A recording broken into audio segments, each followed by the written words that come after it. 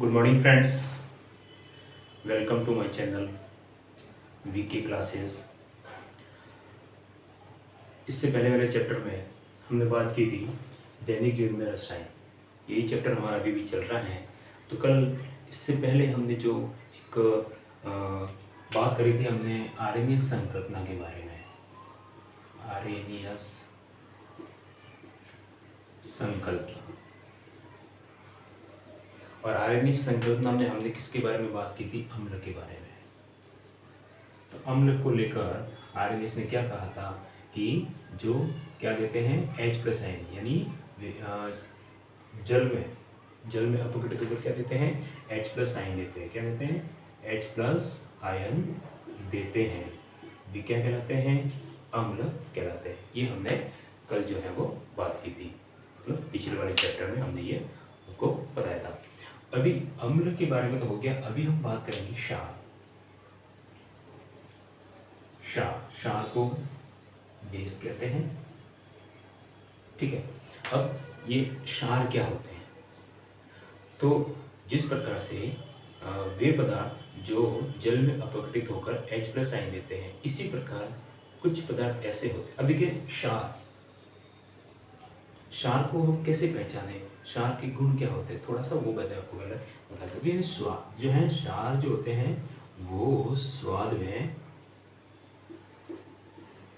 कड़वे या तीखे होते हैं।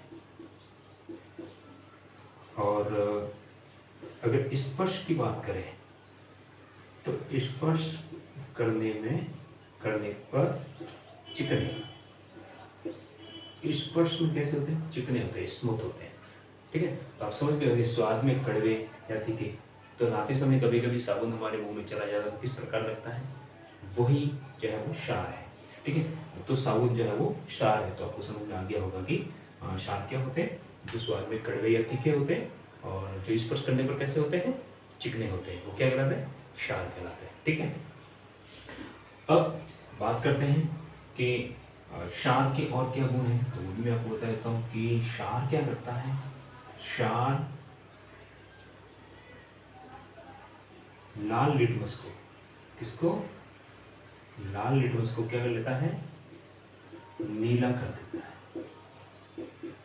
ठीक है। क्षार जो है वो लाल लिटमस को नीला करता है। जैसे ये लाल है, ये हमारे पास में लिटमस पत्र है। तो अगर इसको हम जो है वो क्षार के अंदर ले जाए तो ये लाल से सीधा क्या हो जाएगा? नीला हो जाएगा। तो आप समझ गए होंगे कि क्षार जो है वो लाल लिटमस को क्या कर देता है? नीला करता है। ठीक है। अब आरएनएस के अनुसार ही हम वापस बात करते हैं क्षार की परिभाषा के लिए। तो क्षार क्या होंगे? वे पदार्थ, बहुत ही सरल है, वे पदार्थ जो जल में अपघटित होकर OH ऋणायन, क्या कहते हैं? OH ऋणायन, जिसको कहते हैं हाइड्रोक्सिल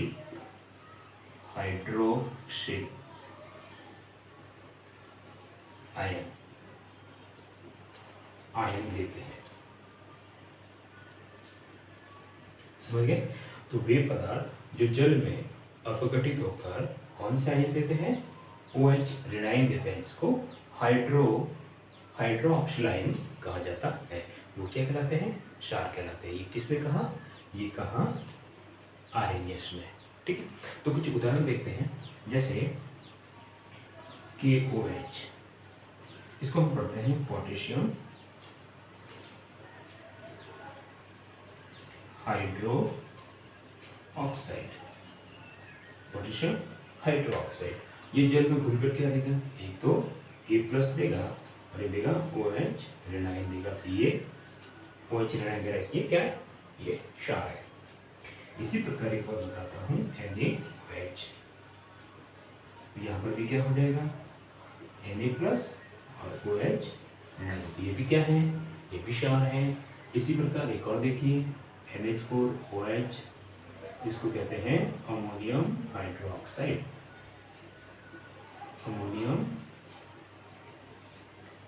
हाइड्रो ऑक्साइड। तो ये भी क्या देगा, ये देगा एक तो NH4+ देगा और देगा एक OH ऋणायन। तो देखिए इन सभी में हमने देखा है कि ये क्या कर रहे हैं, ये जल के अंदर घुलकर यानी जल में जो है अपघटित होकर क्या देते हैं, OH ऋणायन देते हैं, हाइड्रोक्सिल आयन देते हैं। इसलिए इनको क्या कहा गया है, क्या कहा गया है, इनको क्षार कहा गया है। और ये क्षार की परिभाषा क्या है कि वे पदार्थ जो जल में अपघटित होकर OH ऋणायन या हाइड्रोक्सिल आयन देते हैं वे क्षार कहलाते हैं। कौन कहता है, आर्यनियस कहता है। ठीक है, अब मैं बात करता हूँ प्रबल क्षार।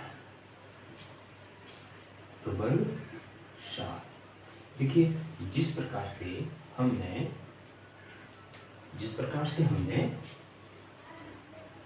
प्रबल अम्ल के बारे में बात की थी, तो प्रबल अम्ल क्या थे पता है आपको? प्रबल अम्ल वे हैं जो जल में पूर्ण रूप से आयनित होते हैं, वे कहलाते हैं प्रबल अम्ल।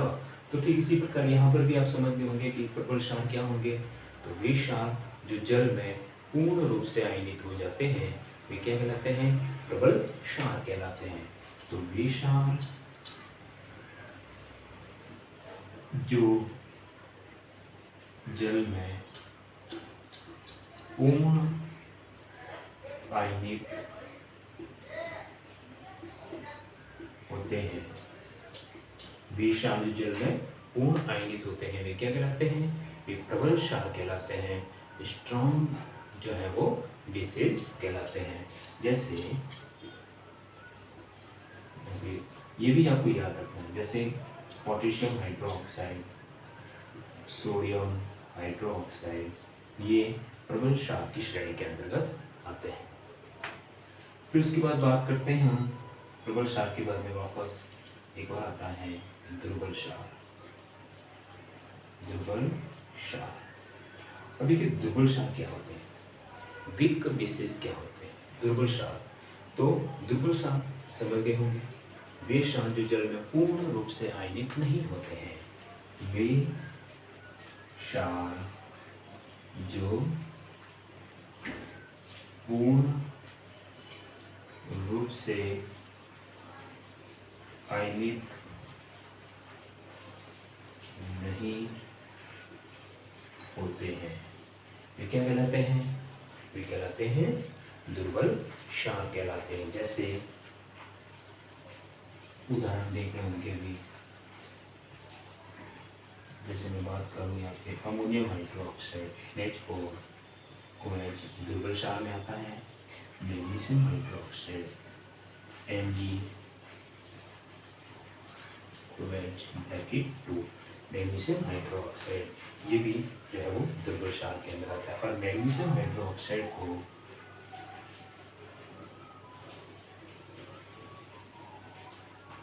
इसको मिल्क ऑफ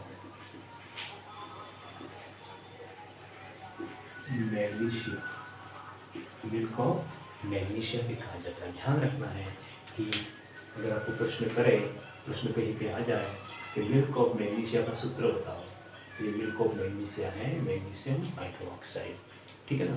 तो इसका जो उपयोग है वो कहाँ करते हैं, इसका उपयोग जब हमारे पेट में एसिडिटी हो जाती है, अम्लता बढ़ जाती है, तो उस अम्लता को दूर करने के लिए, एसिडिटी को कम करने के लिए हम इस मिल्क ऑफ मैग्नीशिया का उपयोग करते हैं, जिससे वो उस अम्ल को क्या करता है, कम कर देता है और हमारे पेट की उदरता, पेट की जो अम्लता है, उदर की अम्लता जो है उसको समाप्त कर देता है, ठीक है ना।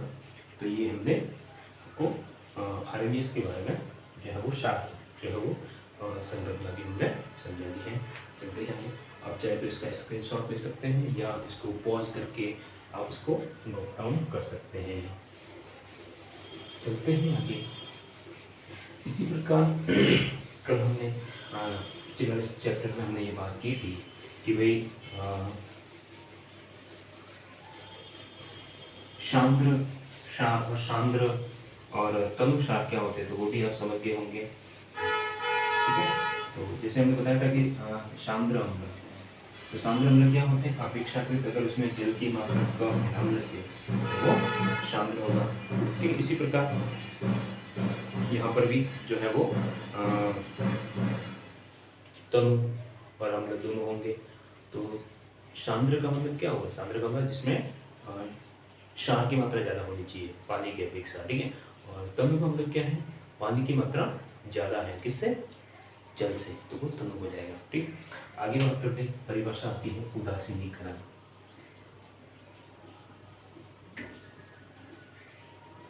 उदासीनीकरण, न्यूट्रलाइजेशन कहते हैं इसको। क्या कहते हैं? न्यूट्रलाइजेशन। ये उदासीनीकरण क्या है? बहुत ही अच्छा प्रश्न है यहाँ पे, और सामान्य ज्ञान के लिए भी बहुत अच्छा है।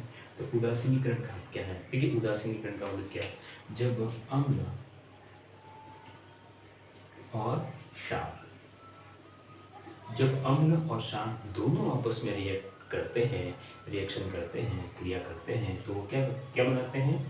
लवण और जल बनाते हैं, ठीक है ना। तो जब अम्ल और क्षार ये दोनों आपस में क्रिया करते हैं तो क्या बन जाता है? लवण और क्षार बन जाता है, सॉरी लवण और जल बन जाता है। तो इस दौरान ये जो लवण बनता है, इस लवण में अम्ल और क्षार के गुण क्या हो जाते हैं? समाप्त हो जाते हैं। यानी अब ये जो लवण बना है, इस लवण में अंदर तो अम्ल के गुण है और नहीं क्षार के गुण है, तो यही कहलाता है लवण। और इसी अभिक्रिया को कहते हैं उदासीनीकरण। तो परिभाषा क्या होगी? अम्ल और क्षार आपस में क्रिया कर, अम्ल तथा क्षार आपस में क्रिया कर लवण तथा जल बनाते हैं, इसे ही क्या कहते हैं? उदासीनीकरण कहते हैं। उदासीनीकरण का भी कह सकते हैं, ठीक। एक एग्जाम्पल के बारे में हम इसको एक एग्जाम्पल से हम समझ सकते हैं। देखिए, एक हम अम्ल लेते हैं, हाइड्रोक्लोरिक अम्ल। अब पता है ये कैसा है? ये प्रबल अम्ल है, ठीक है ना। इसी प्रकार एक क्षार लेते हैं NaOH, पता है NaOH कैसा है? क्षार है, ये प्रबल क्षार है, ठीक है। तो ये अम्ल है और ये क्या है? ये क्षार है। तो ध्यान देना, देखिए ये अपघटित होता है तो क्या देता है?